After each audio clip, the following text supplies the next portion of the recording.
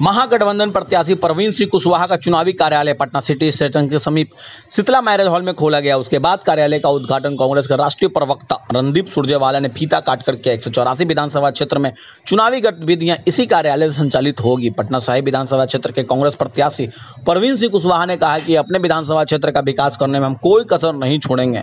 वहीं रणदीप सुरजेवाला ने सीएम नीतीश कुमार और पीएम मोदी पर जमकर भड़ास निकाली। रणदीप सुरजेवाला ने प्रेस के दौरान एनडीए पर निशाना साधते हुए कहा कि बिहार का चुनाव विकास और प्रगति का चुनाव है। बिहार का चुनाव नफरत और बंटवारे को खत्म करने का चुनाव है। बिहार का चुनाव में एक तरफ महागठबंधन है तो जो दूसरी तरफ भारतीय जनता पार्टी के 3 ठगबंधन है, जिसमें पहला ठगबंधन बीजेपी जदयू, दूसरा ठगबंधन जदयू लोक जनशक्ति पार्टी और तीसरा बीजेपी ओवैसी है। वहीं सीएम नीतीश कुमार पर निशाना साधते हुए सुरजेवाला ने कहा कि नीतीश बाबू जंगल राज की याद दिलाते हैं, पर लेकिन अभी तो महाजंगल राज है।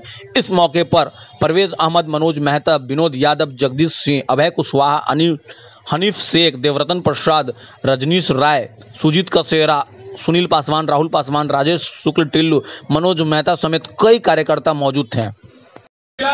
महागठबंधन जहां भी होता है उसमें सभी दल के किसी न किसी को कुर्बानी देना पड़ता है। तो मित्रों, मैं कुर्बानी नहीं दे रहा हूं।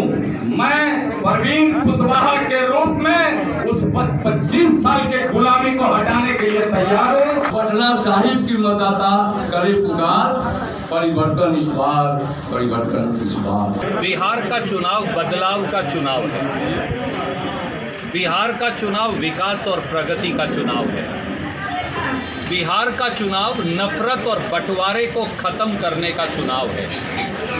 बिहार का चुनाव नई तेज और तरुणाई का चुनाव है और थके हुए नेतृत्व को रिटायर करने का चुनाव है। बिहार का चुनाव एक नए बिहार के निर्माण का चुनाव है।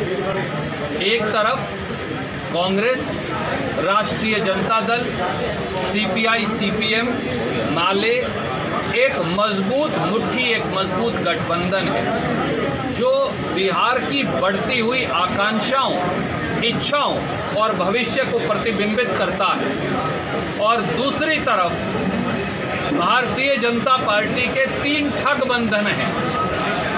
पहला ठगबंधन है जेडीयू और बीजेपी का, दूसरा ठगबंधन है जेडीयू और लोक जनशक्ति पार्टी का, और तीसरा ठगबंधन है भारतीय जनता पार्टी और ओवैसी जी का। सच्चाई ये है कि भारतीय जनता पार्टी ने अपना मन बना रखा है कि नीतीश बाबू अब 5 नवंबर तक के कार्यकारी मुख्यमंत्री हैं। 5 नवंबर को 5 बजे 10 को तो नतीजा आएगा। 5 नवंबर को 5 बजे जब वोट पूरी हो जाएंगी, उसी दिन वो जनता दल यूनाइटेड को डस्टबिन में डाल देंगे, कूड़ेदान में। इसीलिए आप देखिए, भारतीय जनता पार्टी के सब उम्मीदवार जनता दल यूनाइटेड के उम्मीदवारों के खिलाफ लोक जनशक्ति पार्टी मोदी जी की फोटो लगाए हैं। आप बताइए, अगर बीजेपी राहुल गांधी जी की फोटो लगा ले तो हम परमिट करेंगे क्या?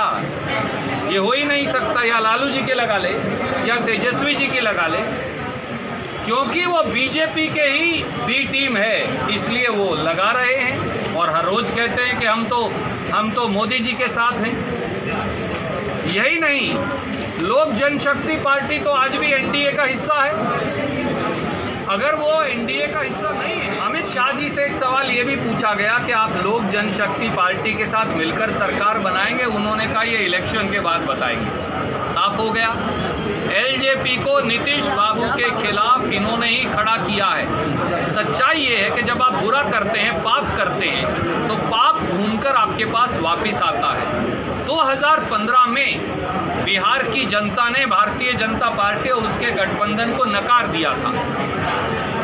नीतीश बाबू ने आरजेडी और कांग्रेस का कंधा पकड़कर वोट ली, मुख्यमंत्री बने और फिर सृजन का फेविकोल चिपकाकर सत्ता की गोदी के अंदर जाकर बैठ गए और प्रजातंत्र का चीरहरण किया। शायद कहीं ना कहीं भाग्य और ईश्वर इसी की सजा उनको वापस ले आए। चोर चोरी से जाए, सीना जोरी से ना जाए, यही भारतीय जनता पार्टी कर रही है। एक जेब के अंदर जेडीयू है, एक जेब के अंदर एलजेपी है और एक अंदर वाली कुर्ते की जेब के अंदर ओवैसी साहब को बिठा रखा है। तीन गठबंधन इसलिए हैं ये चोरी छिपे। जी बिहार क्यों नहीं एलजेपी को? मोदी जी, हम आपको चुनौती देते हैं, आप एलजेपी को एनडीए के गठबंधन से क्यों नहीं निकालते? इसका जवाब आप बिहार की 11 करोड़ जनता को दीजिए।